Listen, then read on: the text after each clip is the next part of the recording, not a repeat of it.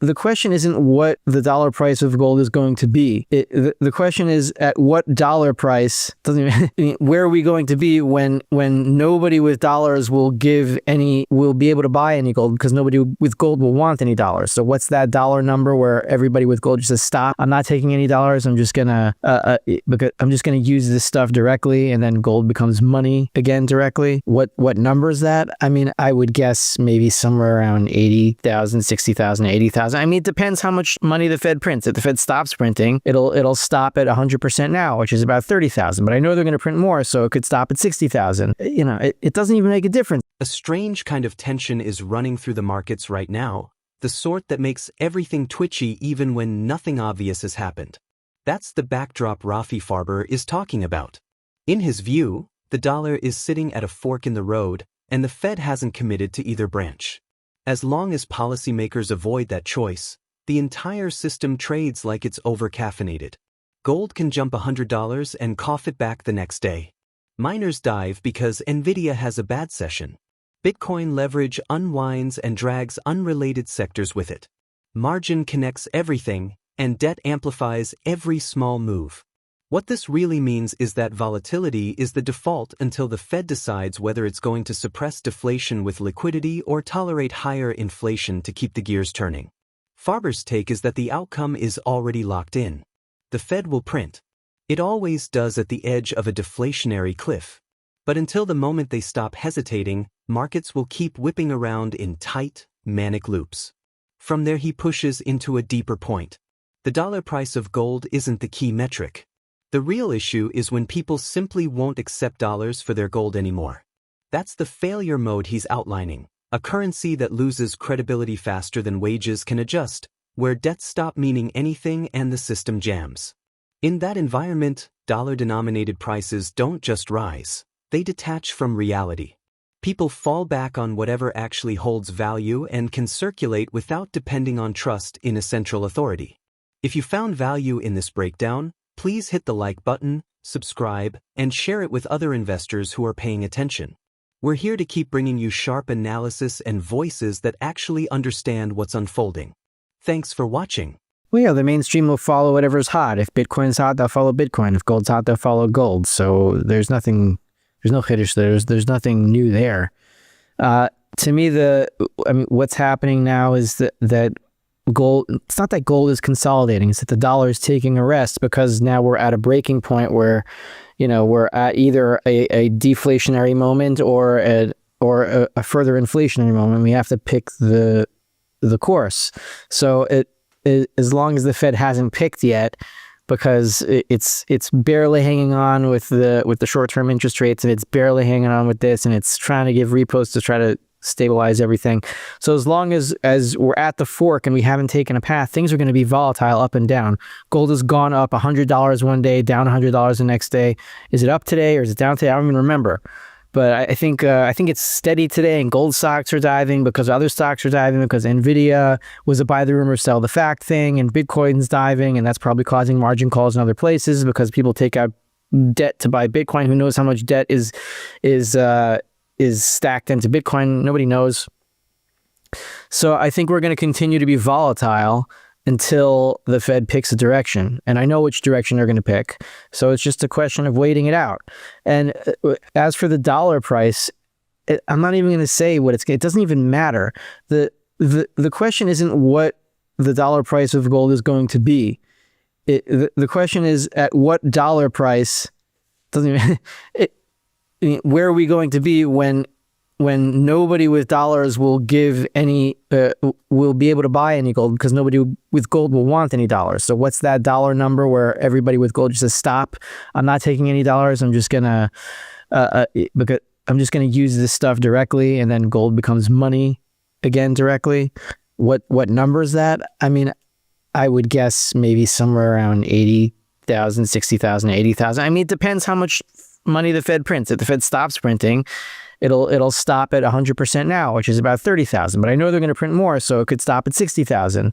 And then, it doesn't even make a difference, because the purchasing power is the same anyway, no matter what dollar number we end up at the end. It's all based on the imagination that the government can pay its debt. which it can do in worthless dollars. That's possible. But then by the time you're paying back debt in worthless dollars, nobody cares if you're paying back debt because it doesn't mean anything. That's where we're headed. But this is what Keith Weiner talks about this a lot, and I had an episode with him on my channel a few days ago. It's not like at the end of this, people suddenly come to a realization like, oh yes, well now we understand that gold is money, so therefore we will dump our dollars and go for gold. People are stuck in the dollar system because they have to be. That's why I still have to earn dollars, because I have all these bills to pay and they're denominated in dollars. But the moment that the value of the dollar loses value, the value of the dollar goes down so fast that all of my bills keep going up nominally so quickly that nobody cares about paying them anymore, and then everything just stops. Well, then I just stop paying my debts, and then the company stops providing its service, and then everything just stops, and then you have to use something else. So what are people going to use? Either nothing or money. So it's going to, in the immediate aftermath, it's going to have to be gold and silver coins. Like, there's going to have to be, in the very immediate aftermath of whatever this is going to be, there's going to have to be collector people that are knocking on my door and saying, give me the silver coins or we'll shut off your electricity.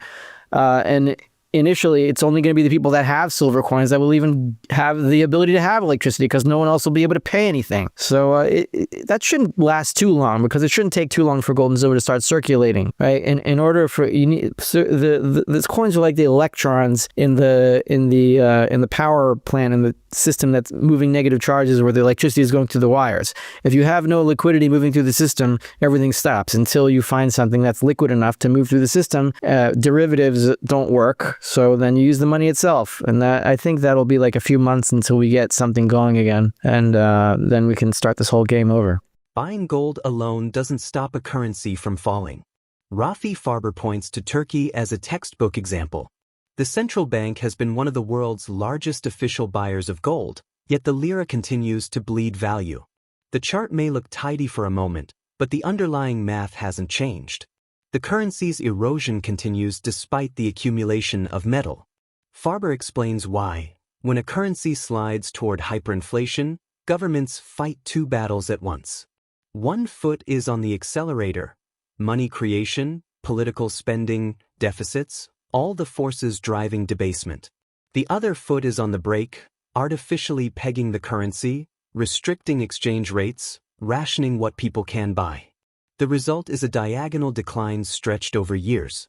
On the surface, it seems controlled, but that's an illusion created by tight state management of reality.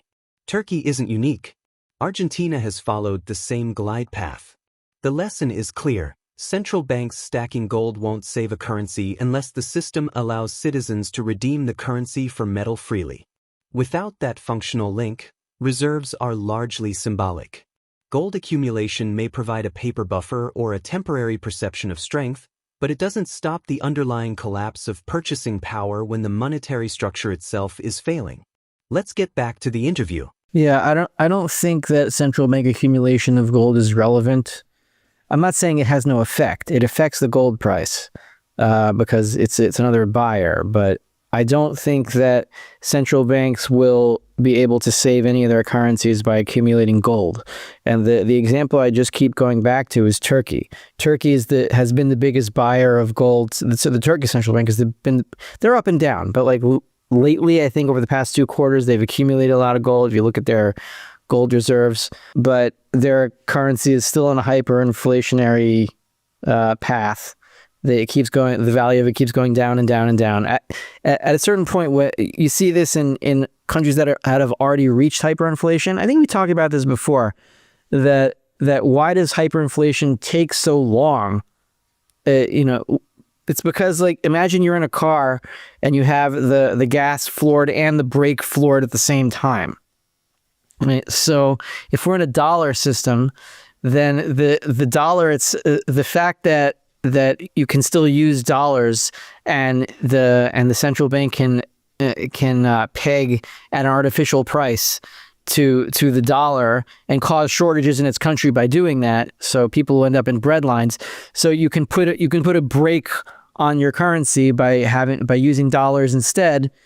And then what you see is like a diagonal in the value of the currency as it wants to go up, it wants to go down versus the dollar, but the central bank keep pushing it down, like artificially, and causing shortages. So that's where Turkey is. If you look at the currency, the Turkish lira, right? It's on a diagonal. It keeps going up, meaning going down, against the dollar every day on the same curve. It's been doing this for like 4 or 5 years. And you'll see the same thing in Argentina, except when Milei was elected, like it devalued a little, suddenly, and then went back on that same diagonal, but with the same break.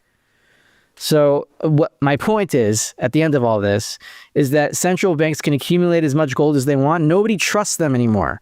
So if you're not going to openly say, I have this much gold, central bank X says, I have 1,000 tons of gold.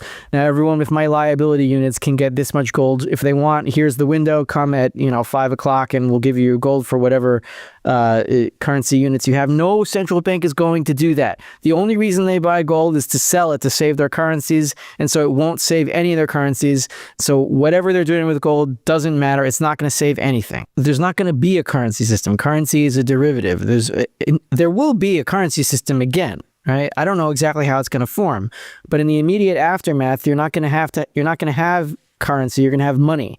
Like, if we just take this down of several levels, right? If you have a credit card and you don't pay your bill, then the credit card stops giving you money and you can't use your credit card anymore. You can only live within your means. You cannot borrow anymore.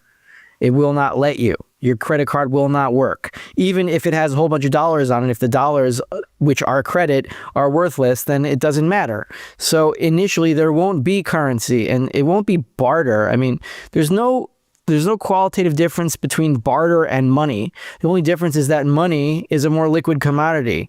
Barter is trading one good for another good. Well, so is money, because gold is a good and or silver is a good and you're trading it for other goods. That's barter. I mean, one's barter, the other's barter. The only difference is that one is a more liquid commodity. You can use it and you can divide it and you can trade it, around to different people, but it's barter. So I anticipate barter with gold and silver, which is just money, no credit, just money. And then eventually, when enough people accumulate enough money, they might be able to get together and say, hey, let's make a credit union, right? Then you start over. And hopefully it's decentralized this time. And then the credit unions compete based on the value of their credit. And then you have a free market of credit, which is what banks should be. History shows that even aggressive gold accumulation by central banks can't halt systemic decline if the link between paper money and redeemable metal isn't intact. Look at Turkey and Argentina. Their central banks hoard gold, yet their currencies erode steadily because policy measures fight against economic realities rather than align with them. What this reveals is a crucial nuance for investors. Holding gold protects purchasing power only if the monetary system permits true redemption. Otherwise, it's a temporary shield, not a cure. The stage is set for a prolonged stretch where price movements are chaotic, but the underlying story is the slow unraveling of currency credibility against real, tangible value. If central banks can buy gold endlessly but the public can't access it for real economic exchange, how long can a currency maintain the illusion of stability before confidence finally collapses? So stay tuned. If you're into real, data-backed takes on the financial system, hit like and subscribe so you don't miss the weekly updates. Thank you for the support, and I hope you enjoy the video.